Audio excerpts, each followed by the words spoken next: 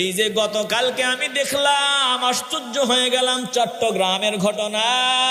সন্তানরা মিলিয়া বাবার লাশটা, বাবাকে হত্যা করিয়া, বাবাকে টুকরা টুকরা করিয়া পাথরের ভিতরে লুকায় রাখছে। কেন?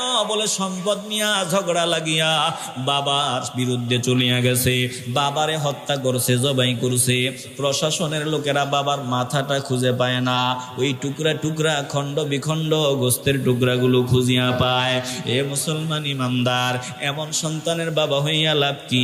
সারা জীবন যে সন্তানের পিছনে জীবন কোরবানি দিলা, আর এই সন্তান এখন বিবি নিয়া বিদেশে সময় কাটায়, শহরে সময় কাটায়, আর তোমার জায়গা কোথায়? বলে কেউ নাই, বৃদ্ধাশ্রমে এখন পড়ে আছে, বৃদ্ধাশ্রমে।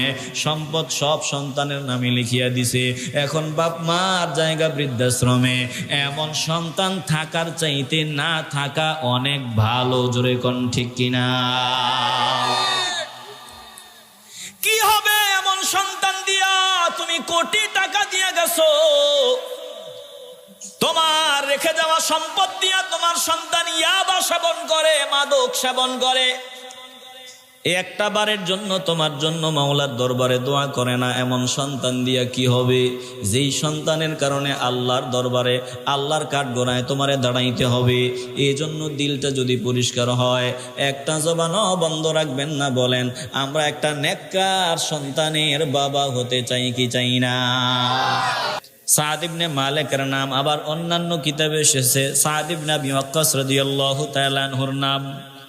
মাওলার নাফরমানি হয়, মায়ের নির্দেশ মানতে গেলে, বাবার নির্দেশ মানতে গেলে, ওই ক্ষেত্রে মা বাবার নির্দেশ পালন করা যাবে না। আমার মাওলার নির্দেশ, উপনির্দেশের এর উপর অটল থাকতে হবে। জোরে কোন ঠিক কিনা?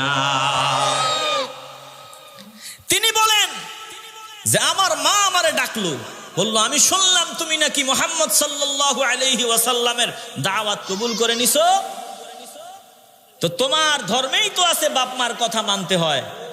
আমি অনশন করলাম, এই রৌদ্রের উপর দাঁড়াইলাম, আমি ততক্ষণ পর্যন্ত এক লোকমা খাবারও খাবো না, একটু পানিও পান করব না, যতক্ষণ পর্যন্ত তুমি মুহাম্মদ সাল্লাল্লাহু আলাইহি ওয়াসাল্লামের ভালোবাসা বাদ না দিবা, আমাদের ধর্মে ফিরে না আসবা। এভাবে টানা 3 দিন পর্যন্ত অনশন। চারদিকে বিভিন্ন কথা বলে, সন্তান, মায়ের হত্যাকারী সন্তান, তোমার কারণে তোমার মা মৃত্যুবরণ করতেছে, তোমার কারণে তোমার মা ইন্তেকাল করবে। এবার সাদ ইবনে মালিক রাদিয়াল্লাহু তাআলা আনহু মায়ের সামনে দাঁড়াইয়া ডাক দিয়া কয়, ও মা,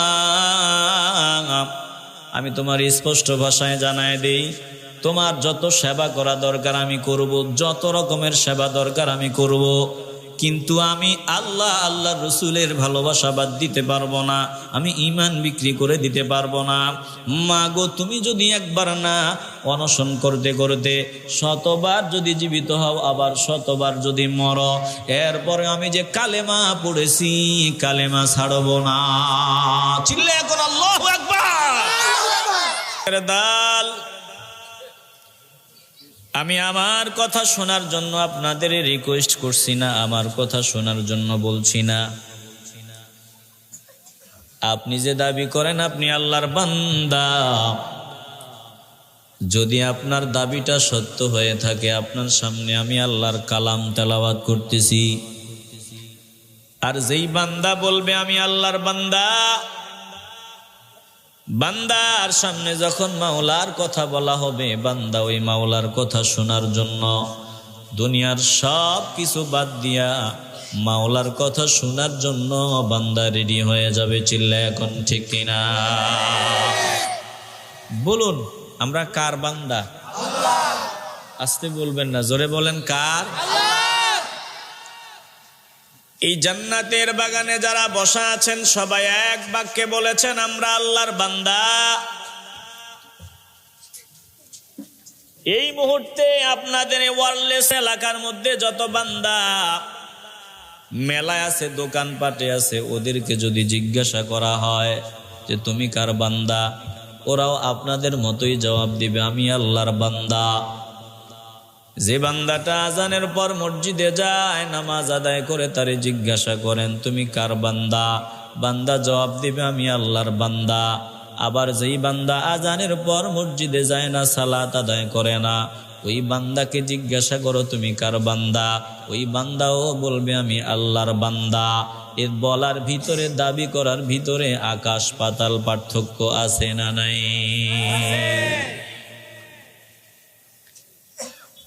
আমিলিনদের মাঝে, কর্মীদের মাঝে কিছু পার্থক্য আছে না নাই? এই যে আওয়ামী লীগ, আবার কই না রাজনৈতিক আলোচনা করি না, আওয়ামী লীগ যে নমিনেশন দিয়েছে বাছাই করে যাচাই করে কাদেরকে দিছে? যারা অ্যাক্টিভ কর্মী তাদেরকেই দিছে। চিল্লায় বলেন ঠিক কিনা? এই জমিনে যারা বলবে আমি আল্লাহর বান্দা, বান্দাদের ভিতরে যেই বান্দাগুলা খাঁটি নিয়তে বলে আমি আল্লাহর বান্দা, যারা বলেছে আমার রব আমার আল্লাহ, আর এই কথাটার উপর ইস্তেকামত থেকেছে, আল্লাহ বলেন এই বান্দাগুলা আমার খাঁটি বান্দা, আমার কর্মী, এই বান্দাগুলা আমার স্পেশাল বান্দা, আমার মহব্বতের বান্দা। এই বান্দাগুলাকে আমি আলাদা মায়ার নজরে দেখি। এই বান্দাগুলার জন্য আমার আসমানের ফেরেশতাদেরকে পর্যন্ত আমি জমিনে পাঠায়া দেই। জোরে কান সুবহানাল্লাহ।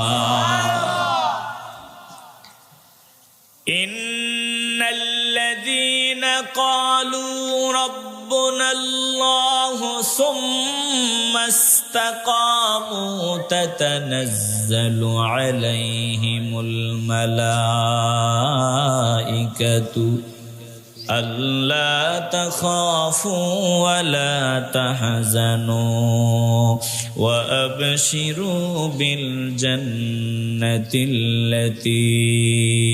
কুনতুম তুআদুন।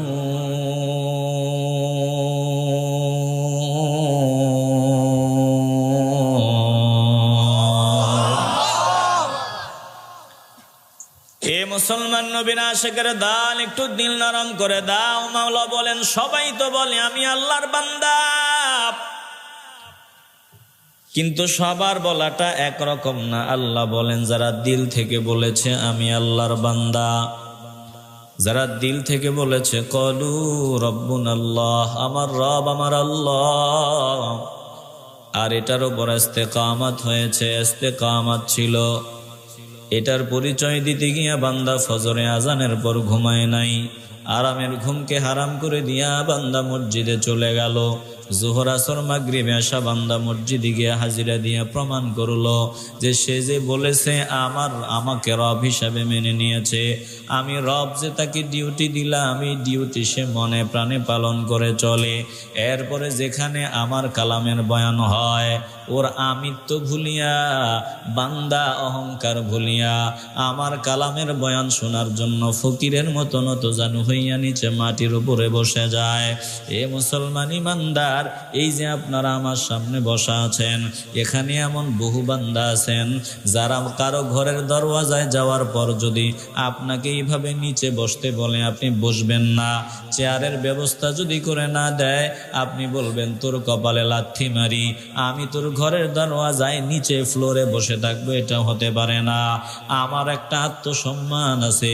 আল্লাহ বলেন ও বান্দা, বান্দা, ও বান্দা, ও ফেরেশতার দল তাকায় দেখ, আমার বান্দারা জান্নাতের বাগানে আমিত্ব ভুলিয়া অহংকার ভুলিয়া ফকিরের মতো নত জানু হইয়া বসিয়া বসিয়া আমার কালামের বয়ান শুনতেছে রে। ও ফেরেশতারা তোরা জানিয়া ল, এরাই আমার খাস বান্দা, এ আমার বান্দাগুলাকে আমি মাফ করে দিলাম।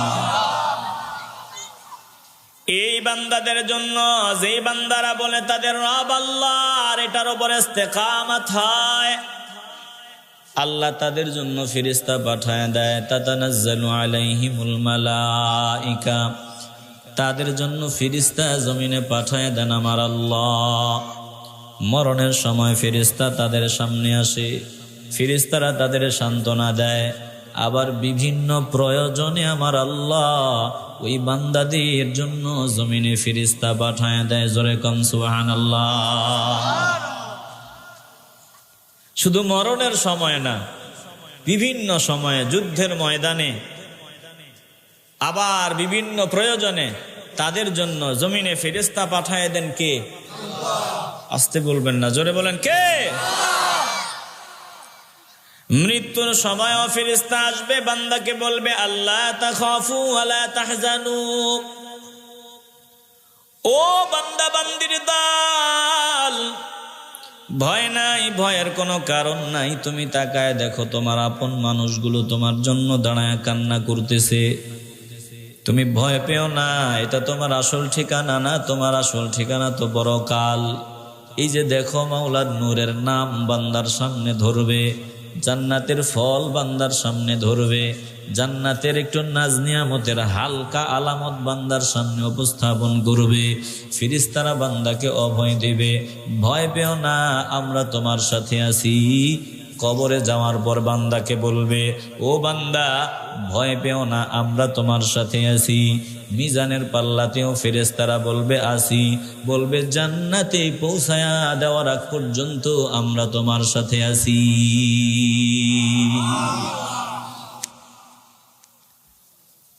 জমিনে যে আল্লাহর প্রিয় বান্দাদেরকে আল্লাহ সাহায্য করেন ফেরেশতা দিয়া, এটার বহু বাস্তবতা আমাদের সামনে আছে না নাই?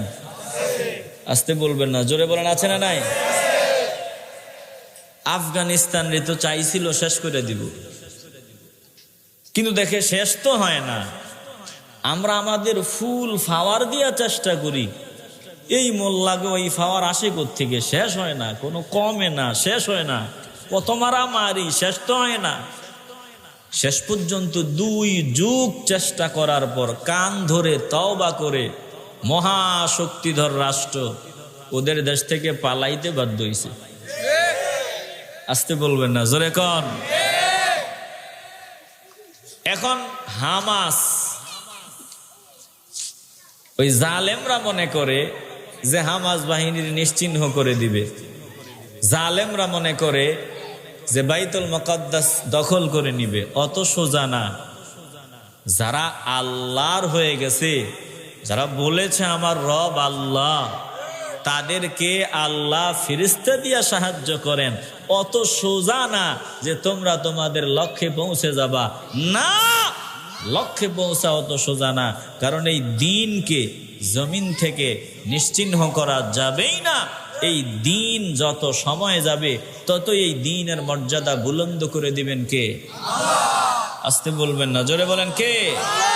হুয়াল্লাযী আরসালা রাসূলাহু বিল হুদা ওয়া দীনিল হক লিইয়ুযহিরাহু আলাদ-দীনি কুল্লিহি ওয়ালাউ কারিহাল মুশরিকুন।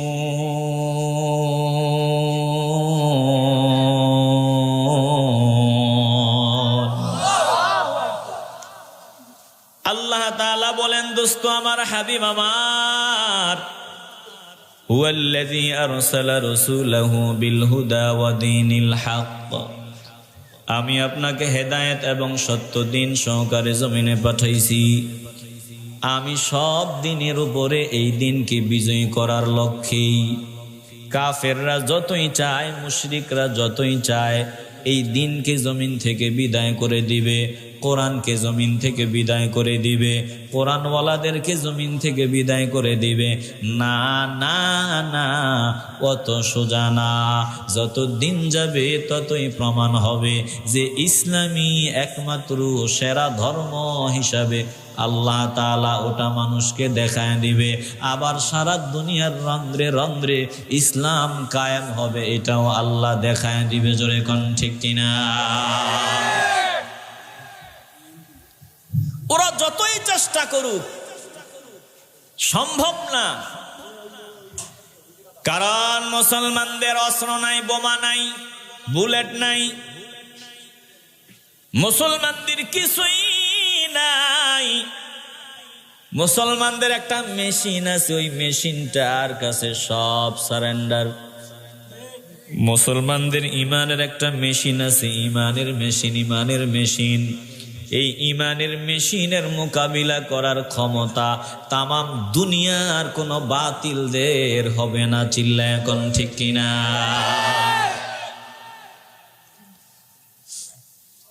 মুসলমানদের ইতিহাস আমাদেরকে ভুলে গেলে চলবে না। শাহজালাল ইয়ামানি সিলেটে আসছিলেন তো হজ করার উদ্দেশ্যে ভাই আল্লাহর ঘরে। মাজলুমের কান্নার আওয়াজ শুনে আসলেন সিলেটে। বাদশা ভাবছিল যে টুপিওয়ালা গো কি আছে, কিছু নাই, আমার সৈন্যবাহিনী আছে, কত কিছু আছে,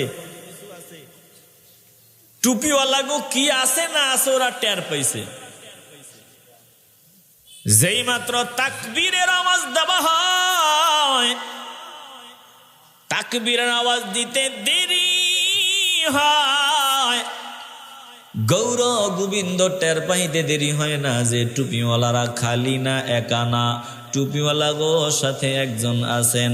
কলজা থেকে ইমানের আওয়াজ নিয়ে বলেন তিনি কে? রুকানা একজন ফালোয়ান। বলতেছে মুহাম্মদ সাল্লাল্লাহু আলাইহি ওয়াসাল্লাম আমগো ধর্মের বিরুদ্ধে কয়, উল্টা পাল্টা কয়, পাইলে ইচ্ছা মতো সাইজ কইরা ফেলাম, শুধু সামনে পাই, এরপরে ইচ্ছা মতো সাইজ করব। তো নবীরে সামনে পাইছে, তুমি মুহাম্মদ সাল্লাল্লাহু আলাইহি ওয়াসাল্লাম? বলে হ্যাঁ। তুমি আমগো দেবদেবীর বিরুদ্ধে যায় এমন কথা কও? বলে আমি বিরুদ্ধে যায় এমন কথা বলি না, আমি যেটা সত্য ওটাই বলি, আমি সঠিকটা বলি। যদি তোমরা কষ্ট পাও আমার তো কিছু করার নাই, আমি তোমাকে কষ্ট দেওয়ার জন্য বলি না, আমি সঠিকটা বলি। বলে তুমি এখনো আমার সামনে বলতেছো তুমি জানো আমি কে? জানি তুমি রুকানা, তুমি কুস্তিগির নাম্বার 1, 1 নাম্বার, তোমার সাথে কেউ পারে না। আমার সামনে দাঁড়াইয়া তুমি আবারও বলতেছো, কথা বলতেছো। বলে আমি তোমারে হকের দাওয়াত দিলাম, সত্যের দাওয়াত দিলাম, তুমিও কলমা পড়ে নাও, মুসলমান হয়ে যাও। আরো আসতে বলেন সাহস কত বড়! আমার সামনে দাঁড়ায় আমার একই আমি কলমা পড়বো।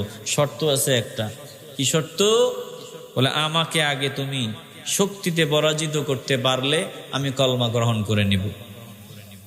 বলে ঠিক আছে, তুমি রেডি তো? বলে হ্যাঁ রেডি। ও লাফালাফি কইরা নবীর সামনে আসতেছে।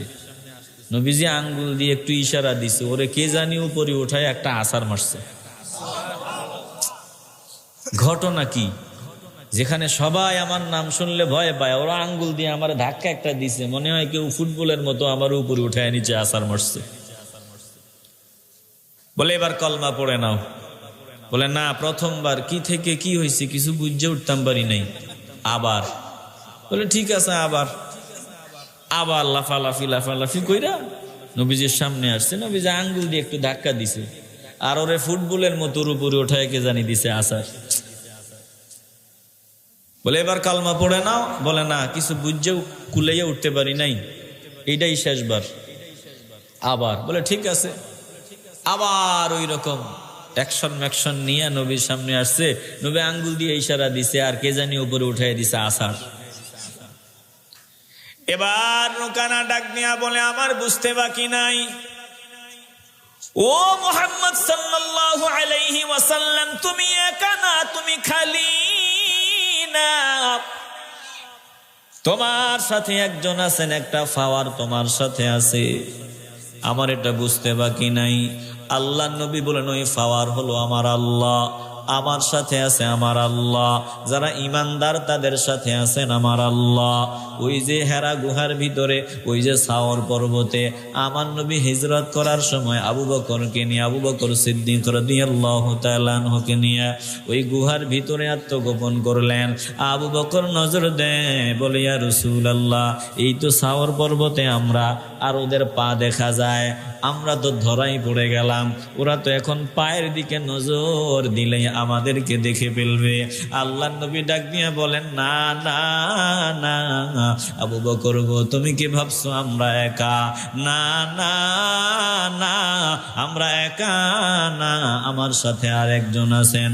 লা তাহজান ইন্নাল্লাহা মা'ানা, ভয় পেও না, আমাদের সাথে একজন আছেন। ঈমানের আওয়াজে বলেন তিনি কে?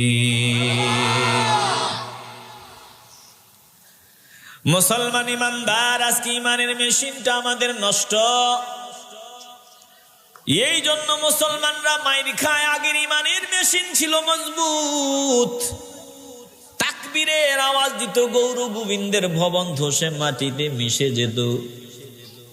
কিন্তু এখন আমরা তাকবীর দেই, কাম হয় না। কেন কাজ হয় না? বলে ঈমানের মেশিনটা দুর্বল। একটা জবানও বন্ধ রাখবেন না। দিল যদি পরিষ্কার হয় ঈমানের আওয়াজে বলবেন। আমরা ঈমানের মেশিনটাকে সবল বানাতে চাই কি চাই না? ঈমানের মেশিনটা সে ঠিক করার মেডিসিন কি? আল্লাহ নবীর জিজ্ঞাসা করা হলো, ইয়া রাসূলুল্লাহ, ইয়া হাবিবাল্লাহ, ওই যে ঈমানের মেশিনটা, ওটা ঠিক করার মেডিসিন কি? লোহায় যদি জং পড়িয়া যায় তখন ওটা ঠিক করার লাগে কেমনে আমরা জানি। বলে লোহায় যদি জং ধরে ওটা কেমনে পরিষ্কার হয় ওটা আমরা জানি। কিন্তু ঈমানের মেশিন কলবে যদি জং পড়ে যায় গুনাহের কারণে, ওটা কেমনে পরিষ্কার করা যায়? আল্লাহ নবী বলেন, শোনো, তিনটা মেডিসিনের কথা বলে দিলাম। অন্তরের ময়লা যদি পরিষ্কার করতে হয় এই তিনটা ডোজ তোমরা সেবন করো, তাইলে তোমাদের অন্তরটা পরিষ্কার পরিচ্ছন্ন হয়ে যাবে। ও মুসলমান ইমানদার, একটা জবানও বন্ধ রাখবেন না। ঈমানের আওয়াজ দিয়ে বলবেন, আমাদের কলবের ভিতরে গুনাহের দাগ ময়লা আছে না নাই? আল্লাহর নবী বলেন, ক্বালা রাসূলুল্লাহ সাল্লাল্লাহু আলাইহি ওয়াসাল্লাম, ইন্নাল মুমিনা ইযা আযনাবা কানাত নুকতাতুন সাওদাউ ফি কলবিহি ফাইন তাবা ওয়াস্তাগফারা সুকিলা কলবুহু ওয়া ইন যাদা যাদাত হাত্তা তা'লু কলবাহু। নবীজি বলেন, কোন মুমিন যখন গুনাহের কাজ করে বসে, গুনাহ করতে দেরি হয়, তার কলবের ভিতরে একটা কালা দাগ পড়তে দেরি হয় না।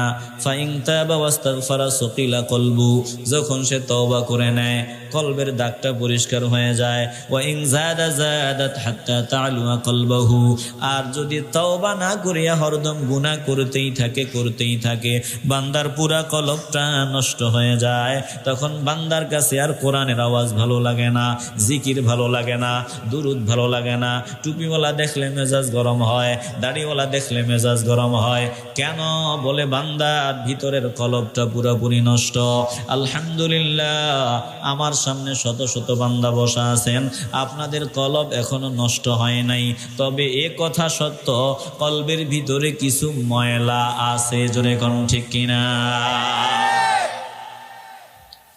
দিল যদি পরিষ্কার হয়, ঈমানের আওয়াজে বলবেন। পেছনে যারা আছেন আওয়াজ দিবেন, আমার বাম পাশে যারা পেছনে আওয়াজ দিবেন। আমাদের কলবে গুনাহের ময়লা আসেনি? বলুন, এই ময়লা পরিষ্কার করতে চাইনি তো? নবী গো, আল্লাহর নবী রাহমাতুল লিল আলামিন বললেন, শোনো, তোমরা জানতে চেয়েছো কিভাবে কলবের ময়লা দূর হয়? বলে তিনটা উপায়ে কলবের ময়লা দূর হয়। এক, বেশি বেশি মরণের কথা স্মরণের মাধ্যমে, বেশি বেশি মৃত্যুর কথা স্মরণের মাধ্যমে অন্তরের ময়লা পরিষ্কার হয়। দুই, ভালো করে দিল দিয়ে অনুধাবন করেন। বলে কোরআন তেলাওয়াতের মাধ্যমে অন্তরের ময়লা পরিষ্কার হয়। কোরআন তেলাওয়াতের মাধ্যমে বেশি বেশি মরণের কথা স্মরণের মাধ্যমে অন্তরের ময়লা পরিষ্কার হয়। আমার মাওলার জিকিরের মাধ্যমে অন্তরের ময়লা পরিষ্কার হয়। এ মুসলমান ইমানদার, একটা জবানও বন্ধ রাখবেন না। বলেন, আমরা অন্তরের ময়লাগুলো পরিষ্কার করতে চাই কি চাই না? লোকমান হাকিমের সূরত তো আমি আপনাদের শোনাইলাম। এমন সূরত পছন্দ হবে না, মেয়ে বিয়ে দিতে কেউ চাইবে না। বর্তমান সময়ে মেয়ে বিয়ে দেওয়ার জন্য কি দেখে? স্মার্ট যুবক, একটা স্মার্ট যুবক, সুন্দর যুবক। প্রথম কথা, সুন্দর লাগবে। এবার ছেলের ব্যাপারে হোক অথবা মেয়ের ব্যাপারে হোক, লাগবে সুন্দর, চামড়া ধলা। কথা কোন ঠিক কিনা? এরপরে দেখে অর্থ সম্পদ, অর্থ সম্পদ দেখে আর সৌন্দর্য দেখে। এ অর্থ দেখা, সৌন্দর্য দেখা ছেলের হাতে মেয়েটাকে উঠাইয়া দিলেন, একবারও খবর নিলেন না এই পোলাটা আদবওয়ালা না বেআদব, এই পোলা ধূমপান করে নাকি, এই পোলা 5 ওয়াক্ত নামাজ পড়েনি, এই তথ্য নিলেন না। সম্পদ দেখছেন আর মেয়েটারে বিয়া দিয়ে দিছেন, কলজাটা তার হাতে উঠাইয়া দিছেন। এখন বিয়া দেওয়ার পরে বুঝেন যে মারাত্মক ভুল করছি, যে কি লেগা টাকাওয়ালা দেখা, অর্থ সম্পদ দেখা, সৌন্দর্য দেখা বিয়া দিছি, জীবনে এরম চরম ভুল আমার মতো যাতে আর কেউ না করে। তখন আফসুস করনে ওয়ালা বান্দা, এরকম আফসুস করনে ওয়ালা বান্দা আমগো দেশে অভাব নেই। আমরা সৌন্দর্য দেখি কিন্তু আমার মাওলা সৌন্দর্য দেখেন না। ইন্নাল্লাহা লা ইয়ানজুরু ইলা সুওয়ারিকুম ওয়া আমওয়ালিকুম ওয়ালাকিন ইয়ানজুরু ইলা কুলুবিকুম ওয়া নিয়াতিকুম। আমার আল্লাহ বান্দার চেহারা সৌন্দর্য এগুলোর দিকে তাকান না। আল্লাহ কিসের দিকে তাকান? বলে কলবের দিকে তাকান, নিয়তের দিকে তাকান। যেই বান্দার নিয়তটা পরিষ্কার, কলবটা ভালো, ওই বান্দা আল্লাহর কাছে দামি বান্দা। লোকমান হাকিমের সূরত আপনাদেরকে শুনাইলাম, কিন্তু কত দামি বান্দা। বলে এত দামি কেমনে হয়? দামি হওয়ার কারণ লোকমান হাকিম মাওলাকে খুশি করে নিছে। লোকমান হাকিমকে আল্লাহ ডাক দিলেন, বলো তুমি হিকমত চাও নাকি হুকুমত চাও? ইলহামের মাধ্যমে বলা হলো হিকমত চাও না হুকুমত চাও? লোকমান হাকিম ডাক দিয়া বললেন, আমি হিকমত চাই, আমি হিকমত চাই, হুকুমত চাই না। কারণ হুকুমতের কারণে বহু বান্দা ধ্বংস হয়ে গেছে, আর হিকমতওয়ালা বান্দা যারা, তারা সফল, দুনিয়াতেও সম্মানী, পরকালেও সম্মানী। জোরে কোন ঠিক কিনা? আল্লাহ কোরআনের অন্য জায়গায় বলেন, ওয়া মান ইউতাল হিকমাতা ফাকাদ উতিয়া খায়রান কাসীরা।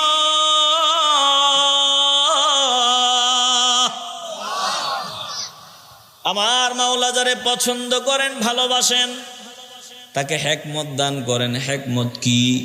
একটু দিল দিয়ে অনুধাবন করবেন। হিকমত মানে ইলম দেওয়ার পাশাপাশি ইলমের সঠিক মর্মার্থ উপলব্ধির তৌফিক দেওয়া। আল্লাহ লোকমান হাকিমকে ইলমও দিলেন, আবার ইলমের সঠিক মর্মার্থ উপলব্ধির তৌফিকও দান করে দিলেন। এই জমিনে আলেমের অভাব নাই। আলেম হইলেই ওর পিছনে দৌড়ানো যাবে না। আগে দেখতে হবে এই আলেমের ভিতরে আমার নবীর প্রতি শ্রদ্ধাবোধ আছে নাকি, আমার নবীর প্রতি সম্মান আসেনি নাকি এই আলেম ইহুদিদের দালাল। এগুলো আগে ইমানের কুষ্টি পাথর দিয়া যাচাই বাছাই করে নিতে হবে। জোরে কোন ঠিক কিনা? লোকমান হাকিম কত দামি বান্দা! লোকমান হাকিম দামি বান্দা, আল্লাহর প্রিয় বান্দা। ভালো করে দিল দিয়ে অনুধাবন করেন। লোকমান হাকিমের কিছু নসিহা আল্লাহর কাছে অনেক ভালো লাগছে, অনেক পছন্দ হয়েছে। লোকমান হাকিমের কিছু উপদেশ আল্লাহর কাছে এতই ভালো লাগছে, আমার আল্লাহর দোস্ত রাহমাতুল লিল আলামিনকে বললেন, ও হাবিব আমার, লোকমান হাকিমের উপদেশগুলো আমার কাছে এতই ভালো লাগছে, আমি চাই আপনি আপনার উম্মতদের শোনায়া দেন, তারাও যাতে লোকমান হাকিমের মতো এই তাদের সন্তানদেরকে উপদেশগুলো প্রদান করে, তাদের সন্তানের প্রতি যত্নবান হয়। কারণ তাদের সন্তানরা আর তাদের সন্তানগুলোর প্রতি তারাও যদি যত্নবান হয়, তারাও যদি আমার লোকমান হাকিমের মতো আদর্শ অনুসরণ করে চলে, আমি আল্লাহও তাদেরকে আমার ভালোবাসার চাদরে জড়ায় নিব। একটা জবানও বন্ধ রাখবেন না। দিল যদি পরিষ্কার হয়, ইমানের আওয়াজ দিয়া বলবেন, আমরা লোকমান হাকিমের যেই নসিহতগুলো আল্লাহ পছন্দ করেছেন, ওই নসিহতগুলো আমরা গ্রহণ করে নিতে চাই কি চাই না? আসতে বলবেন না, ইমানের আওয়াজ দিয়ে বলেন, চাই কি না? এই জমিনে আমাদের সম্পদ যা আছে, সব সম্পদ আমগরে একজন দিছেন, কলজা থেকে বলেন তিনি কে? সম্পদের মধ্যে দামি কি? ভালো করে বুঝেন, টাকা পয়সা।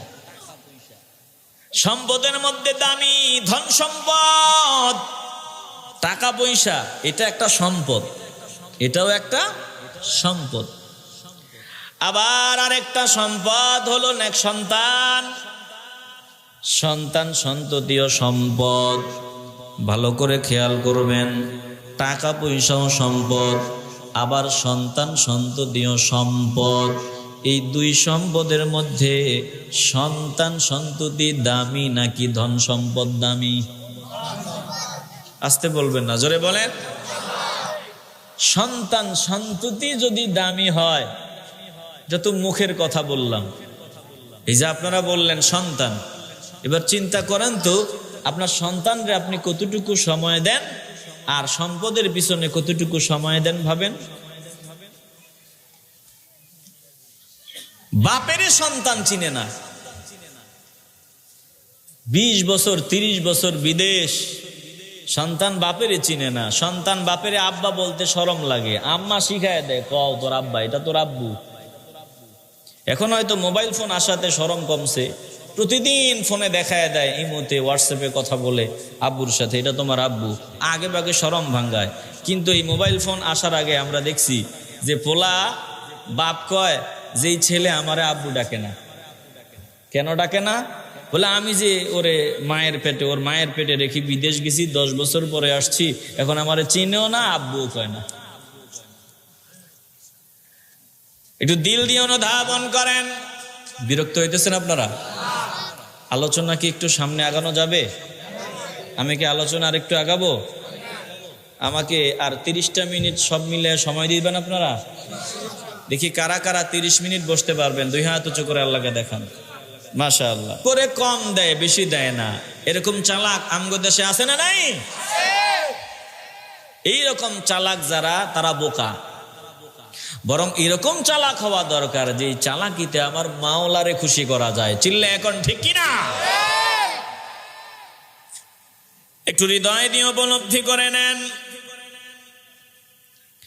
আল্লাহ রাব্বুল আলামিন বলেন, শোনো, তোমরা যে দুনিয়ারে এত ভালোবাসো, এত মহব্বত করো, দুনিয়াকে মহব্বত করো, এই দুনিয়া তোমাদের কাছে আমি আকর্ষণীয় বানায় দিছি কিছু জিনিস দিয়া। এর মধ্যে আল্লাহ স্পেশাল ভাবে 2টা জিনিসের কথা বললেন, আল মালু ওয়াল বানুনা জিনাতুল হায়াতিদ দুনিয়া। আল্লাহ বলেন আমি মাল আর সন্তান দিয়া দুনিয়ার আকর্ষণ বাড়ায় দিছি, দুনিয়ার মজা বাড়ায় দিছি। মুসলমান ইমানদার, যেই বান্দার মাল আছে সন্তান নাই, ওই বান্দার দুনিয়ার পুরাপুরি মজা পায় না। আবার যেই বান্দার সন্তান আছে মাল নাই, ওই বান্দাও দুনিয়ার পুরাপুরি মজা পায় না। যেই বান্দার মালও আছে সন্তানও আছে, ওই বান্দার দুনিয়ার পুরাপুরি মজা লাভ করে। একটা জবানও বন্ধ রাখা যাবে না, দিল পরিষ্কার করে ইমানের আওয়াজ দিয়া বলবেন, এই মাল আর সন্তান যিনি আমাদেরকে দান করেছেন, কলজা থেকে বলেন তিনি কে? কত বান্দা নজর দিয়া দেখো, বিবাহের পর 30 বছর অতিবাহিত হয়, একটা সন্তানও নাই। বলে বন্দা সন্তান হবে না, স্ত্রীও বন্দা, স্বামীও বন্দা, সন্তান হওয়ার কোনো সম্ভাবনা নাই। আবার কত বান্দার সন্তানের অভাব নাই। বলুন, এই যে সন্তান কারো আছে কারো নাই, আল্লাহ দেয়, আল্লাহ কাউরে সন্তান দেয়, কাউরে দেয় না। এগুলো আমরা ক্ষমতা দিয়ে অর্জন করি না রে বাবা, কোনো কিছুই পাওয়ার দিয়ে আমরা অর্জন করি নাই। এগুলো যিনি মায়া করে আমাদেরকে দান করে দিয়েছেন, কলজা থেকে ইমানের আওয়াজে বলেন তিনি কে? আমার মাওলা কেমন মাওলা? মাওলা বলে বান্দা বান্দির দল দেখ, ওয়া নাফসি ওয়া মা সাওয়াহা, আমি আল্লাহ মানবাত্মাকে সুবিন্যস্ত করে দিলাম। তোর যেখানে চক্ষুটা দেওয়া দরকার আমি ওখানেই দিলাম। চক্ষুটা দেওয়ার সময় 2টা গর্ত বানাইয়া চক্ষু দিলে ভালো হয়। আমি আল্লাহ 2টা গর্ত দিয়া তারপরে চক্ষুটা বসায় দিলাম। কানটা যেখানে দিলে ভালো হয়, আমি আল্লাহ কানটা ওখানেই বসায় দিলাম। ও বান্দা, নাকটা যেখানে দিলে ভালো হয় ওখানেই দিলাম। এরপরে নাকের নিচে যেখানে জবান দিলে ভালো হয় ওখানেই আমি দিলাম। যেখানে যেটা দেওয়া দরকার ওখানে আল্লাহ ওটা দিলেন। এই যে নাকটা যদি চোখের নিচে যদি নাকটা না দিতেন, নাকটা যদি আরেক জায়গায় দিতেন, খাবার সামনে আসার পর আপনি চোখ দিয়ে দেখেন খাবারটা পচা না ভালো এটা বোঝা সম্ভব না। বোঝার জন্য নাক নামের মেশিন দরকার। এর নাক মেশিনটা সিগন্যাল দিয়া কয় বান্দা খাবার যত সুন্দর হোক মুখে দিবি না, কারণ পচা গন্ধ। তাইলে নাকটা যেখানে দেওয়া দরকার আমার আল্লাহ ওখানেই দিলেন। এ মুসলমান ইমানদার, আল্লাহ যেখানে যেটা দেওয়া দরকার ওখানে ওটা দিয়ে দিলেন। এগুলো সব যিনি করেছেন দিল থেকে বলেন তিনি কে? ওই মাওলারে চিনো। ওই মাওলারে যারা চিনে, মাওলা দুনিয়া তাদের গোলাম বানায় দেয়। আজ বহু কপাল পোড়া বাবা সন্তানের হাতের মাইর খায়, লুকাইয়া লুকাইয়া কান্না, শরমে লজ্জায় কাউরে বলতেও পারে না। সন্তানের হাতের মাইর খায়, বাবা মুখ ফুটিয়া বলতে পারে না। বলে কেমনে মানুষকে বলি? সন্তানের হাতের মাইর খায় এমন বাবা আমাদের দেশে অভাব নাই। মুসলমান, আমি বাস্তব একটা ঘটনা আপনাদের শোনাই। জুমার দিন বয়ানে যাব, আল্লাহর একজন বান্দির সামনে দাঁড়ায় বলে হুজুর, কান্না করে বলতেছে হুজুর কি বলবো কষ্টের কথা। বললাম সময় কম, আপনি দ্রুত গতিতে বলেন কি বলবেন। বলে হুজুর দেখেন আল্লাহ আমারে কত সৌন্দর্য দান করে দিয়েছে। আল্লাহর বান্দি বয়স্ক, কপালের চামড়াগুলো বটিয়া গেছে কিন্তু চামড়াগুলো একেবারে সাদা। বলে দেখছেন বুড়া হয়ে গেছি, চলতে পারি না, কিন্তু আমারে আল্লাহ এমন সৌন্দর্য দান করেছে।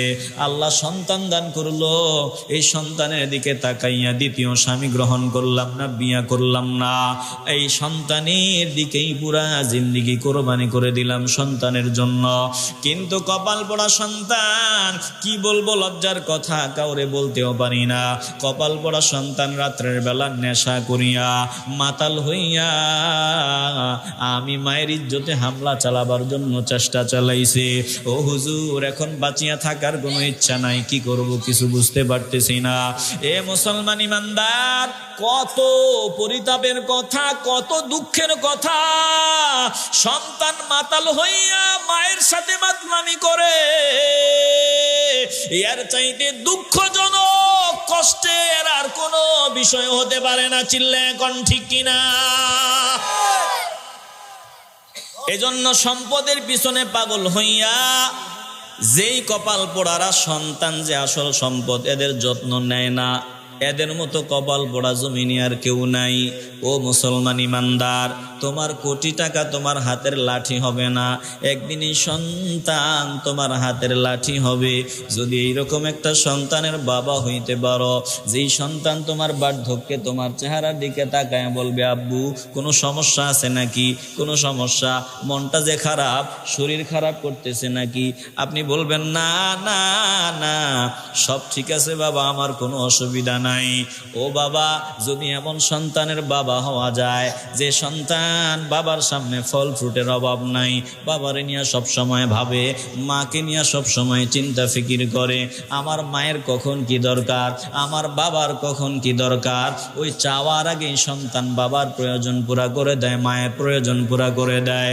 এমন সন্তান যদি হয়, যেই সন্তান তোমার টুপিটার দিকে নজর দিয়া দেখে ময়লা, বলে টুপিটা ময়লা কোনো দাও, আমি ধৌত করিয়া দেই, মায়ের কাপড়টা নিজের হাতে ধৌত করিয়া দেয়, বাবার কাপড় নিজের হাতে ধৌত করিয়া দেয়।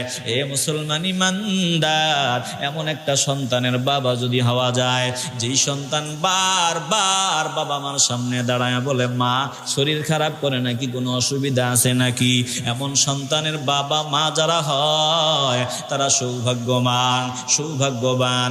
আর ওদের মতো কপাল পোড়া জমিনে আর কেউ নাই। এই যে গতকালকে আমি দেখলাম, আশ্চর্য হয়ে গেলাম, চট্টগ্রামের ঘটনা। সন্তানরা মিলিয়া বাবার লাশটা, বাবাকে হত্যা করিয়া, বাবাকে টুকরা টুকরা করিয়া পাথরের ভিতরে লুকায় রাখছে। কেন? বলে সম্পদ নিয়া ঝগড়া লাগিয়া বাবার বিরুদ্ধে চলিয়া গেছে, বাবারে হত্যা করছে, জবাই করছে। প্রশাসনের লোকেরা বাবার মাথাটা খুঁজে পায় না, ওই টুকরা টুকরা খণ্ড বিখণ্ড গোস্তের টুকরাগুলো খুঁজিয়া পায়। এ মুসলমান ইমানদার, এমন সন্তানের বাবা হইয়া লাভ কি? সারা জীবন যে সন্তানের পিছনে জীবন কোরবানি দিলা, আর এই সন্তান এখন বিবি নিয়া বিদেশে সময় কাটায়, শহরে সময় কাটায়, আর তোমার জায়গা কোথায় বলে কেউ নাই। বৃদ্ধাশ্রমে এখন পড়ে আছে, বৃদ্ধাশ্রমে সম্পদ সব সন্তানের নামে লিখিয়া দিছে, এখন বাপ মার জায়গা বৃদ্ধাশ্রমে। এমন সন্তান থাকার চাইতে না থাকা অনেক ভালো। জোরে কোন ঠিক কিনা? কি হবে এমন সন্তান দিয়া? তুমি কোটি টাকা দিয়া গেছো, তোমার রেখে যাওয়া সম্পদ দিয়া তোমার সন্তান ইয়াবা সেবন করে, মাদক সেবন করে। একটা বারের জন্য তোমার জন্য মাওলার দরবারে দোয়া করে না, এমন সন্তান দিয়া কি হবে? যেই সন্তানের কারণে আল্লাহর দরবারে, আল্লাহর কাঠগড়ায় তোমারে দাঁড়াইতে হবে।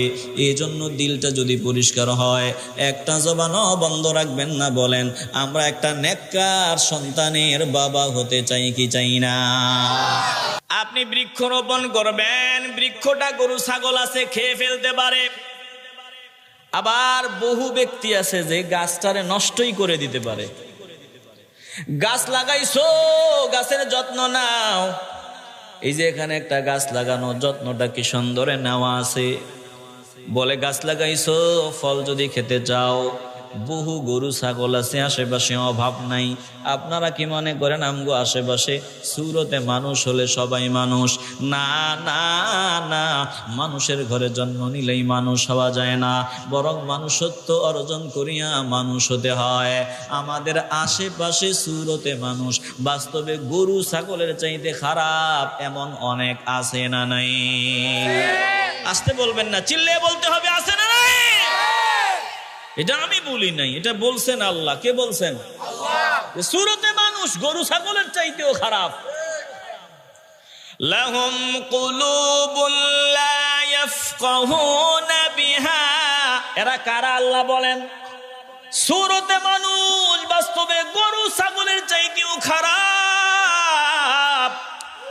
এরা কারা? আল্লাহ এদের পরিচয় দেয়, বলে লাহুম কুলুবুল লা ইয়াফকাহুনা বিহা ওয়া লাহুম আ'য়ুনুল লা ইউবসিরুনা বিহা ওয়া লাহুম আযানুল লা ইয়াসমাউনা বিহা উলাইকা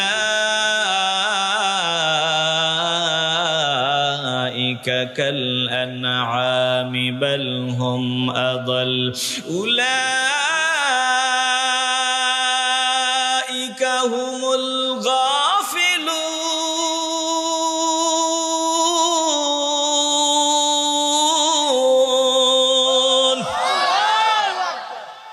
সুরতে মানুষ বাস্তবে কুকুরের চাইতেও খারাপ। এরা কারা?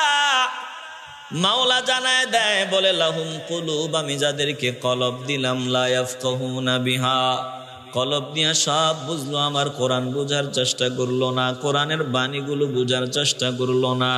ওয়ালাহুম আ'য়ুনুল লা ইউবসিরুনা বিহা, আমি যাদের চক্ষু দিলাম, চক্ষু দিয়া বান্দা সব দেখলো, সব দেখলো। বা বান্দা ভালো মন্দ দেখে বিচার কর, ভালো মন্দ বিচার করলো না। এই চোখ দিয়া বান্দা কোরআন দেখলো না, সত্য জিনিসগুলো দেখলো না, ভালো জিনিসগুলো দেখলো না। আল্লাহ বলেন ওয়ালাহুম আযানুল লা ইয়াসমাউনা বিহা, আমি যারে কান দিলাম, এই কান দিয়া বান্দা গান শুনলো, এই কান দিয়া দুনিয়াবি কথাগুলো মনোযোগ দিয়া শুনলো। বান্দা ওই খালেদা জিয়ার কথাগুলো দিল দিয়া শুনলো, বান্দা প্রধানমন্ত্রী শেখ হাসিনার কথাগুলো দিল দিয়া শুনলো, বান্দা দুনিয়ার বড় বড় নেতাদের কথাগুলো দিল দিয়া শুনলো। কিন্তু আমার কালাম বান্দা দিল দিয়া শুনলো না। আল্লাহ তাআলা বলেন এরা হলো চার পাওয়ালা জানোয়ারের মতো। আল্লাহ বলেন না না না, বরং চার পাওয়ালা জানোয়ার এদের চাইতে আরো ভালো।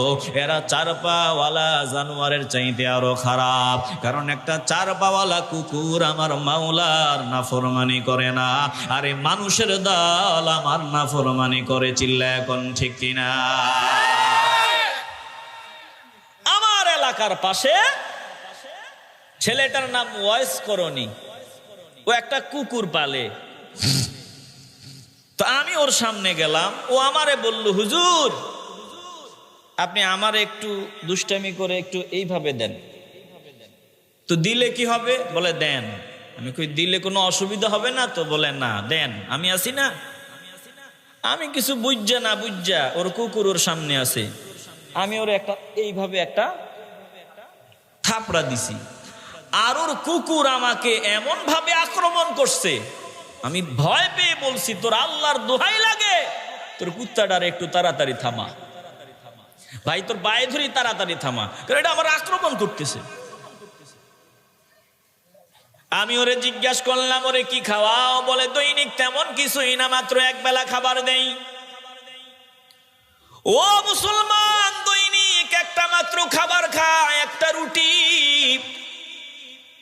আর ওই কুকুর তার মালিক রে এমন চিনা চিনছে, মালিকের বিরুদ্ধে কেউ কোনো ব্যবস্থা গ্রহণ করলে, মালিকের বিরুদ্ধে কেউ কোনো কথা বললে কুকুর মেনে নিতে পারে না। আমার দিকে, আমার ঘটনার দিকে তাকায় দেখেন, আমি ভয় পেয়ে গেলাম। কুকুর চিন্তা করলো যে আমার মালিকের বিরোধিতা করতেছে, তারে ছেড়ে দেওয়া যায় না, আমার মালিকের বিরোধিতা করে তাকে ছেড়ে দেওয়া যায় না। অথচ তাকায় দেখো, তোমার ডানে বামে কত বান্দা মুক্তমনা ব্লগার নামে ব্লগার ইচ্ছা মতো নবীরে গালি দেয়, ইচ্ছা মতো আল্লাহরে গালি দেয়। তোমার রক্ত গরম হয় না, তোমার মেজাজ গরম হয় না, এতে বুঝা যায় তোমার ইমানের মেশিনটা বড় দুর্বল। যেই মাওলা তোমারে খাওয়ায়, যেই মাওলা তোমার দৈনন্দিন রিজিকের ব্যবস্থা করিয়া দেয়, যেই মাওলা তোমার সব কিছুর বন্দোবস্ত করিয়া দেয়, যেই রব তোমার সব ব্যবস্থাপনা করিয়া দেয়, ওই রবকে গালি দিবে, নবীকে গালি দিবে, আর তুমি চুপ করে বসে থাকবা, প্রমাণ হবে তুমি কুকুরের চাইতে আরো খারাপ। চিল্লায় এখন ঠিক কিনা? আজকে 2-4 দিন আমি যে কথাটা বারবার বলতেছি যে আমরা এই ক্ষমতার লোভী না, ক্ষমতার চেয়ারে আমরা যেতে চাইও না। কে ক্ষমতায় আসলো, কে গেল, এত কিছু আমাদের দেখার সময় নাই। কেউ 30 বছর থাকলেও আমাদের কোনো অসুবিধা নাই, আজীবন থাকলেও কোনো অসুবিধা নাই। তবে এ বাংলাদেশের সব মুসলমানের ইমানের একটাই দাবি যে এ দেশে যাতে কেউ আমার নবীকে গালি দেওয়ার দুঃসাহস না দেখায়, আমার কোরআন অবমাননার দুঃসাহস না দেখায়, এই আইন যাতে পার্লামেন্টে বাস্তবায়ন করা হয়। রাস্তাঘাট মাশাআল্লাহ খুব সুন্দর, প্রশংসা পাওয়ার উপযোগী, এত সুন্দর রাস্তা। গতকাল সিলেট প্রোগ্রাম সেরে ঢাকায় আসছি, ঢাকা থেকে সিলেট থেকে আসতে যা সময় লাগছে আর অর্ধেক সময় লাগে না এখানে আসতে। অথচ আগেই এই যে অঞ্চলের নাম শুনলে ভয় পাইতাম, দরকার নাই ওইদিকে। খুব সুন্দর রাস্তাঘাট, দেশ উন্নত হচ্ছে আলহামদুলিল্লাহ, যেটা প্রশংসার দাবিদার। আসলেই দেশ উন্নত হচ্ছে, কিন্তু আমরা এমন উন্নতি চাই না যেই উন্নতি হতে গিয়া আমরা আমাদের ইমানকে বিক্রি করে দিতে হবে, বেঈমান হতে হবে। এমন উন্নতির আমগো দরকার নাই, বরং উন্নতি যা হচ্ছে হোক, যাতে এ দেশে নবীকে গালি দেওয়ার দুঃসাহস কেউ না দেখায়, এই আইন বাস্তবায়ন করা হোক, এটাই সব মুসলমানের ইমানের দাবি। আমার নবীকে শেষ নবী মানবে না। মির্জা গোলাম আহমদ কাদিয়ানি নিজেকে নবী দাবি করে, ওর অনুসারী বাংলাদেশে, সারা দুনিয়ার সব দেশ তাদেরকে অমুসলিম ঘোষণা দিয়েছে, কিন্তু বাংলাদেশে এখনো দেওয়া হয় নাই। আমাদের মুসলমানদের একটাই দাবি, মির্জা গোলাম আহমদ কাদিয়ানির অনুসারী যারা আছে, মির্জা গোলাম আহমদ কাদিয়ানি যারা আমার নবীকে শেষ নবী মানে না, নবী মানে, শেষ নবী মানে না, তারা মুসলমান হতে পারে না। অনতি বিলম্বে তাদেরকে অমুসলিম ঘোষণা করা হোক। আমরা চাই না যে আমি এখানে বসে হিন্দু ধর্মের বিরুদ্ধে কথা বলবো। এই যে আমি ধরেন হিন্দু ধর্মের সম্মানিত ব্যক্তি যারা আছে এদেরকে গালিগালাজ করব, এটা কি কোনো সভ্যতা হতে পারে? আস্তে বলবেন না, জোরে বলেন, হতে পারে? তাদের কলজায় আগুন লাগবে না? আবার আমার ধর্মের কোরআন, আমার আল্লাহর কালাম, নবীজি আমার কলজা, নবীজির বিরুদ্ধে কেউ বলবে, আমাদের কলজায় আগুন লাগবে না? তাইলে এই ধর্মীয় উস্কানি এভাবেই কিছু নাস্তিক বাংলাদেশে দিচ্ছে। এরা বিভিন্ন কৌশলে মারামারি কাটাকাটি কিভাবে লাগায়া দেওয়া যায় এই কৌশল তারা করে। বাস্তবে তারা চগলখোর, আস্তা শয়তান। চিল্লায় বলেন ঠিক কিনা? এই যে আমি আসার পর দেখলাম, আমাকে বলা হলো এখানে বাদশা ভাই এবং বাদশা ভাইয়ের সাথে আরেকজন, যে হুজুর দেখেন আলহামদুলিল্লাহ আমরা কত ভালো আছি। আমাদের এক পাশে মসজিদ, আরেক পাশে মন্দির, মাত্র 10 ফিট ব্যবধান। এক পাশে মসজিদ, আরেক পাশে মন্দির। কোনো মারামারি আছে? আসতে বলবেন না, মারামারি আছে? কোনো কাটাকাটি আছে? না। যারা পিওর হিন্দু তারা মারামারি কাটাকাটি করবে না, যারা পিওর মুসলমান তারা মারামারি কাটাকাটি করবে না। চিল্লিয়ে বলতে হবে ঠিক কিনা?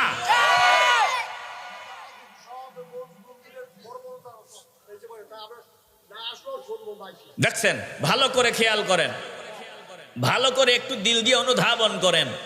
তাইলে ধর্মীয় সম্প্রীতি আমাদের মাঝে আছে না নাই? আসতে বলবেন না, জোরে বলেন আছে না নাই? এই যে করোনা বিদায় নিল, করোনায় আপনারা হয়তো দেখেন নাই, বাংলাদেশে এমন ঘটনাও ঘটেছে যে হিন্দু মারা গেছে, মুসলমানরা তাদের নিয়মে পদ্ধতিতে যেভাবে তাদের শেষকৃত্য যেভাবে পোড়ানো হয় ওইভাবে মুসলমানরা পুড়িয়ে দিয়েছে। কথা বলেন না কেন? একটু দিল দিয়ে অনুধাবন। আমার ধর্ম আমার কি শিক্ষা দেয়? আমার আব্বা যদি একজন হিন্দু ভাইয়ের উপর জুলুম করে, আমার ধর্ম আমাকে শিক্ষা দিয়েছে যে তুমি আব্বার পক্ষ অবলম্বন করবা না, তুমি ওই হিন্দুর পক্ষ অবলম্বন করো, মানে মাজলুমের পক্ষে দাঁড়াও। যেই জালেম সে তোমার বাবা হোক আর যাই হোক, জালেমের বিরোধিতা করো, মাজলুমের পক্ষে দাঁড়াও। এই শিক্ষা আমাদেরকে দিয়েছেন আল্লাহ, আল্লাহ রসুল। চিল্লে এখন ঠিক কিনা? মুসলমান নবীর আশিকের দল।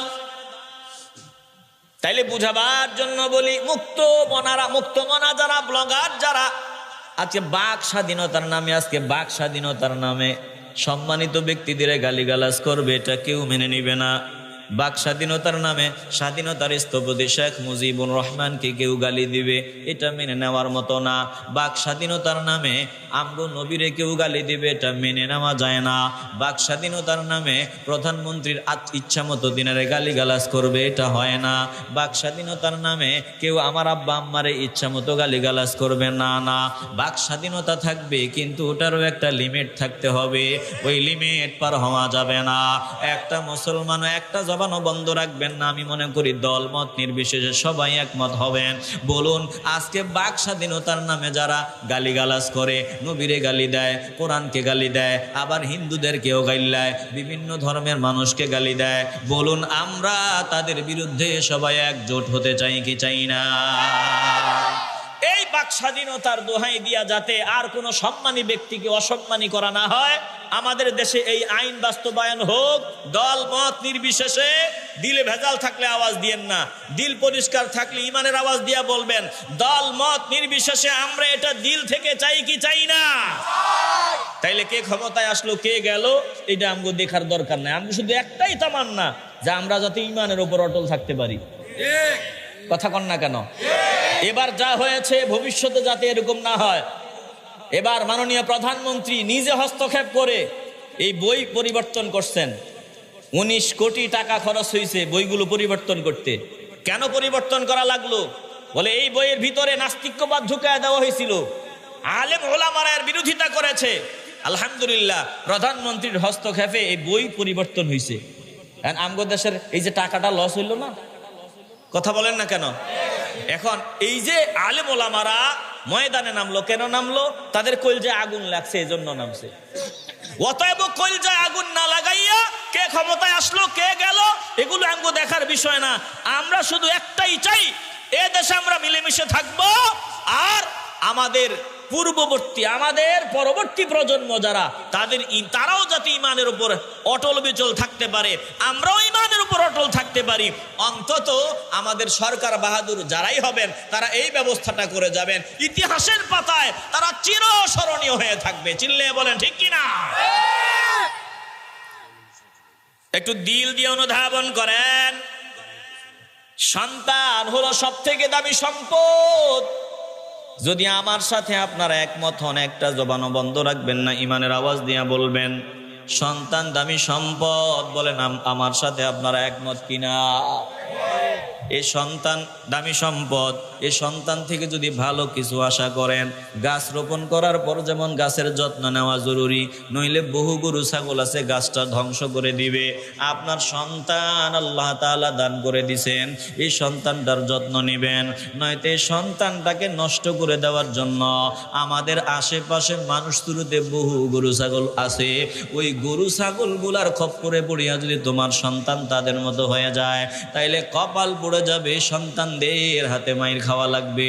একটা জবানও বন্ধ রাখবেন না। বলেন আমরা সন্তানদের যত্ন নিতে চাই কি চাই না? লোকমান হাকিমের নসিহাত আল্লাহর কাছে পছন্দ হয়। আল্লাহ রাব্বুল আলামিন বলেন, দোস্ত আমার শুনবেননি, লোকমান হাকিম সন্তানকে প্রথম কি উপদেশ দিছে?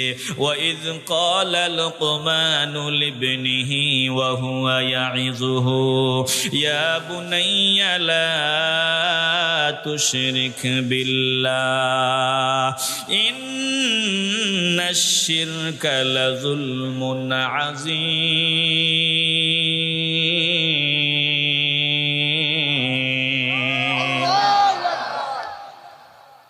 ও কলিজার টুকরা সন্তান, ওয়াইদ ক্বালা লুকমানু লিবনিহি, নবীকে আল্লাহ বলছেন, দোস্ত হাবিব আমার স্মরণ করুন যখন লোকমান হাকিম তার সন্তানকে ওয়াজ করেছেন। ওয়াজ, সন্তানরে ওয়াজ শোনাইছেন।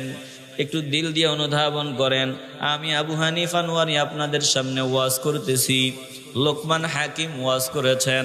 আল্লাহ বলেন, দোস্ত আমার, হাবিব আমার, আমি চাই সব বান্দারাই যাতে ওয়াজ করে, সব বান্দারাই যাতে বয়ান করে।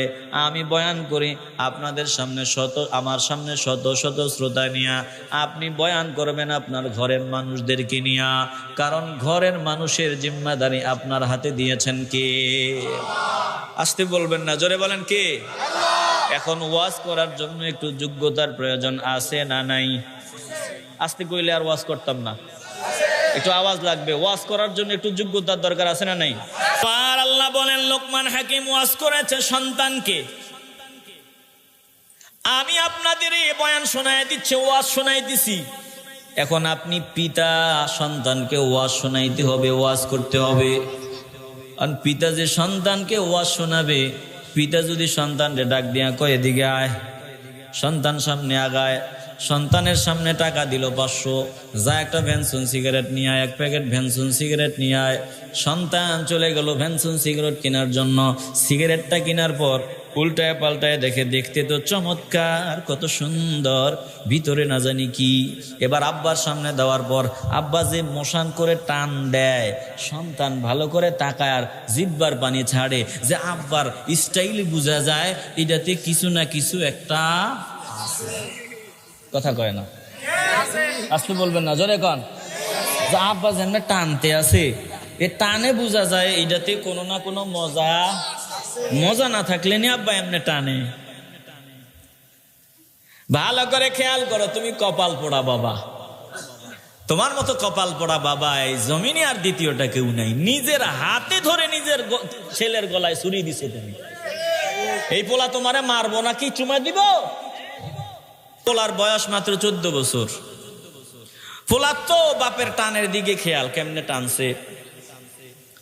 পোলা এবার লুকায়া লুকায়া টানে, টান না দেখে কেমন জানি একটা ভাবসাব, কি জানি কেরম লাগে, কিরম জানি লাগে, আমরা তো আর জানি না। যারা টানে তারা জানে, আর যারা জানে তারা কয় সব ছাড়তে পারবো, বিড়ি ছাড়তে পারবো না। কথা কয় না, আসতে বলবেন না, জোরে কন।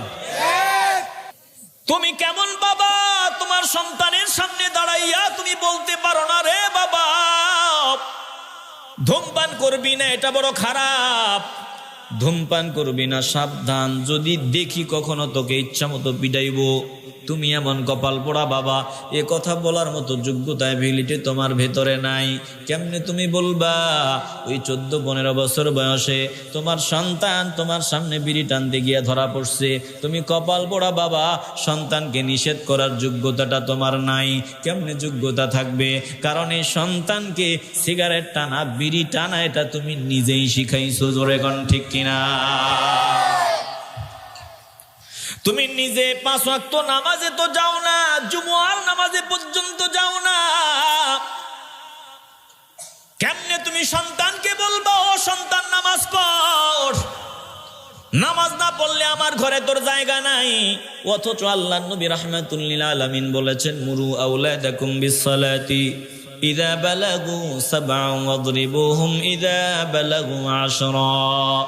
যখন তোমার সন্তানের বয়স 7 বছর হয় তখন নামাজের অর্ডার দিতে থাকো। যখন 10 বছরে তোমার সন্তান পদার্পণ করে, নামাজ না পড়লে তারে পিডাইয়া হলেও নামাজ পড়াও। এ মুসলমান ইমানদার, তুমি এমন কপাল পোড়া বাবা, তুমি তোমার সন্তানকে নামাজের অর্ডারটা পর্যন্ত করতে পারো না। আল্লাহ তাআলা বলল, ও দোস্ত আমার, আমি চাই প্রত্যেকটা বান্দা যাতে লোকমান হাকিমের মতো আদর্শবান বাবা হয়। দেখুন লোকমান হাকিম সন্তানকে প্রথম শিক্ষা দেয়, বলে, ও কলিজার টুকরা সন্তান, ইয়া বুনাইয়া, হৃদয়ের ডাক, কলিজার ডাক, মহব্বতের ডাক, বলে লা তুশরিক বিল্লাহ, আমার মাওলার সাথে শরীক করবি না। ইন্নাশ শিরকা লাযুলমুন আযীম।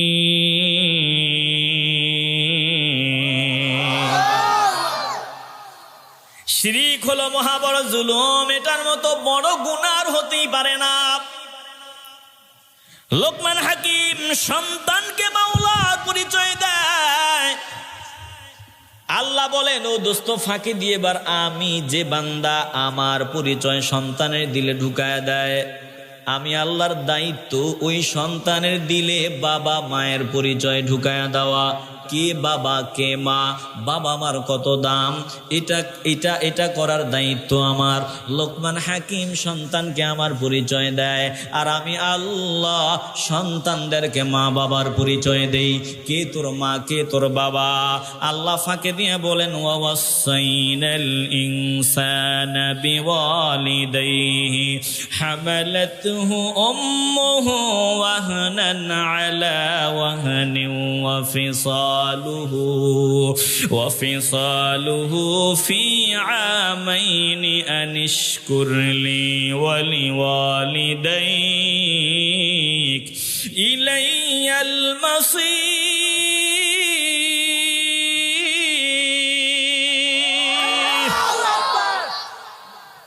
আল্লাহ তাআলা বলেন, তুই বান্দা, তুই যদি তোর সন্তানের দিলে আমার মহব্বত ঢুকায় দাও, আমি আল্লাহ তোর সন্তানের দিলে তোর মহব্বত ঢুকায় দিব।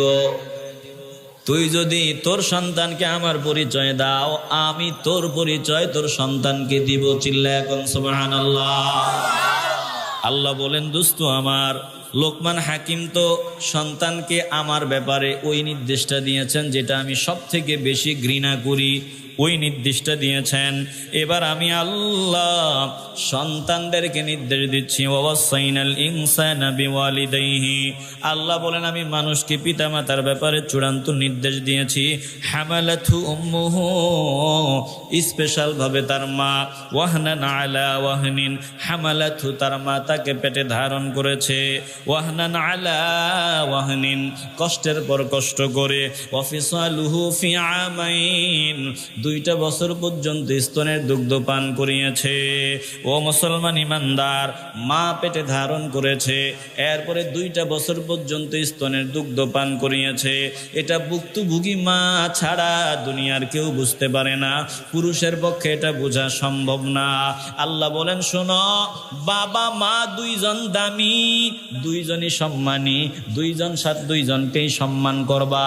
বাবা মা 2 জন তোমার জান্নাত জাহান্নাম, নবীজি বলেছেন বাবা মা 2 জনই তোমার জান্নাত জাহান্নাম। কিন্তু শুনিয়া লও, স্পেশাল ভাবে মায়ের কিছু কষ্ট আছে আলাদা, যেই কষ্টগুলো তোমার বাবা করতে পারে না। এক হলো পেটে ধারণ করা, আবার দুনিয়াতে আসার সময় নিজের জীবনের ঝুঁকি নিয়ে তোমাকে দুনিয়াতে আসার ব্যবস্থা করে দেওয়া, এরপরে 2 বছর পর্যন্ত স্তনের দুগ্ধ পান করানো। এজন্য আল্লাহ বলেন, আনিশকুরলি ওয়ালিদাইক, আমার শুকর গুজার করো, আমার শুকর গুজারি হও, বাপ মার শুকরিয়াও আদায় করো। ইলাইয়াল মাসির, কিন্তু মনে রাখবা, বাপ মার শুকরিয়া আদায় করতে গিয়ে আমার নাফরমানি করা যাবে না, আমার কাছেই তোমাদের ফিরে আসতে হবে। এ মুসলমান ইমানদার, একটা জবানও বন্ধ রাখবেন না। বলেন, আমরা বাবা আমার সেবা করতে চাই কি চাই না? একটু হৃদয় দিয়ে উপলব্ধি করেন। সাদ ইবনে মালিক রাদিয়াল্লাহু তাআলা আনহু বলেন, এই আয়াতটা তিনার ব্যাপারে নাজিল হয়েছে। আবার তাফসীর ইবনে কাসিরে এসেছে সাদ ইবনে মালিকের নাম, আবার অন্যান্য কিতাবে এসেছে সাদ ইবনে আবি ওয়াক্কাস রাদিয়াল্লাহু তাআলা আনহুর নাম। মাওলার নাফরমানি হয় মায়ের নির্দেশ মানতে গেলে, বাবার নির্দেশ মানতে গেলে। ওই ক্ষেত্রে মা বাবার নির্দেশ পালন করা যাবে না, আমার মাওলার নির্দেশের এর উপর অটল থাকতে হবে। জোরে কোন ঠিক কিনা?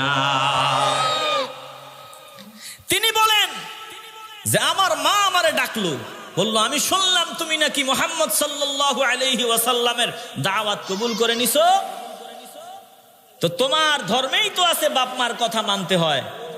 আমি অনশন করলাম, এই রৌদ্রের উপর দাঁড়াইলাম, আমি ততক্ষণ পর্যন্ত এক লোকমা খাবারও খাবো না, একটু পানিও পান করব না, যতক্ষণ পর্যন্ত তুমি মুহাম্মদ সাল্লাল্লাহু আলাইহি ওয়াসাল্লামের ভালোবাসা বাদ না দিবা, আমাদের ধর্মে ফিরে না আসবা। এভাবে টানা 3 দিন পর্যন্ত অনশন। চারদিকে বিভিন্ন কথা বলে, সন্তান, মায়ের হত্যাকারী সন্তান, তোমার কারণে তোমার মা মৃত্যুবরণ করতেছে, তোমার কারণে তোমার মা ইন্তেকাল করবে। এবার সাদ ইবনে মালিক রাদিয়াল্লাহু তাআলা আনহু মায়ের সামনে দাঁড়াইয়া ডাক দিয়া কই, ও মা, আমি তোমার স্পষ্ট ভাষায় জানায় দেই, তোমার যত সেবা করা দরকার আমি করব, যত রকমের সেবা দরকার আমি করব, কিন্তু আমি আল্লাহ রসুলের ভালোবাসা বাদ দিতে পারবো না, আমি ঈমান বিক্রি করে দিতে পারবো না। মা গো, তুমি যদি একবার না, অনশন করতে করতে 100বার যদি জীবিত হও, আবার 100বার যদি মরো, এরপরে আমি যে কালেমা পড়েছি, কালেমা ছাড়বো না। চিল্লে এখন আল্লাহু আকবার। আল্লাহ তাআলা আয়াত নাজিল করেন, ওয়া ইন জাহাদাকা আলা আন তুশরিকা বি মা লাইসা লাকা বিহি ইলমুন ফালা তুতি'হুমা ওয়া সাহিবহুমা ফিদ দুনিয়া মা'রুফা ওয়াত্তাবি' সাবিলা মান আনাবা ইলাইয়া সুম্মা ইলাইয়া মারজি'ুকুম ফাউনাব্বিউকুম বিমা কুনতুম তা'মালুন।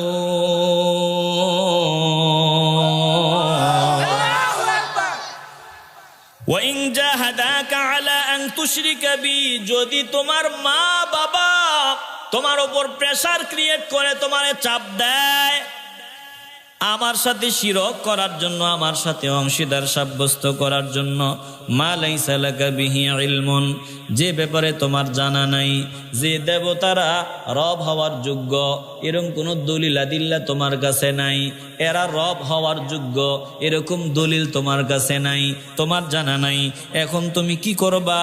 আল্লাহ তাআলা বলেন, ফালা তুতি'হুমা, বাবা মার কথা মানা যাবে না, এই ক্ষেত্রে বাবা মার নির্দেশ মানা যাবে না। যদি বাবা মা তোমাকে শিরিক করার জন্য চাপ প্রয়োগ করে, বাপ মার কথা মানা যাবে না। তবে এখানে সূক্ষ্ম কথা মাওলা জানায়া দেয়, বলে ওয়া সাহিবুহুমা ফিদ দুনিয়া মা'রুফা, কিন্তু বাপ মার সাথে দুনিয়াতে সৎভাবে জীবন যাপন করতে হবে। বাবা মার কথা মানবা না, কিন্তু বাবা মারে ধমকও দেওয়া যাবে না, বাপ মার সাথে উত্তম আচরণ করতে হবে। এখন কি করা? বলে সাহাবার মতো বলে দিবা, ও মা, তোমার জন্য যত রকমের খেদমত দরকার আমি করব, এমন কোনো খেদমত বাকি রাখবো না যেটা তুমি চাইবা, কিন্তু মা ঈমান দিতে পারবো না, কালেমা পড়েছি, কালেমা আর ছেড়ে দিতে পারবো না, তোমার জন্য সব করব, কিন্তু ঈমান নষ্ট করতে পারবো না, এমন ভাবে বলে দাও। আল্লাহ তাআলা বলেন, ওয়াত্তাবি' সাবিলা মান আনাবা ইলাইয়া, মেনে চলো তার পথ যে আমার দিকে আমার অভিমুখী হয়েছে। তার মানে সাহাবায়ে কেরামদের পথ মেনে চলো, আর আল্লাহর প্রিয় বান্দাদের পথ মেনে চলো যারা আল্লাহর পথের পথিক। একটা জবানও বন্ধ রাখবেন না, বলেন যারা আল্লাহর পথে আছে আমরা তাদের পথ অনুসরণ করে চলতে চাই কি চাই না? আসতে বলবেন না, জোরে বলেন চাই কি চাই না? এ পথে চলা সহজ না কঠিন? আমি আলোচনা লম্বা করব না। এ পথে চলা সহজ না কঠিন? ইমানের পথ এটা বড় কঠিন পথ। এ পথে চললে চারদিক থেকে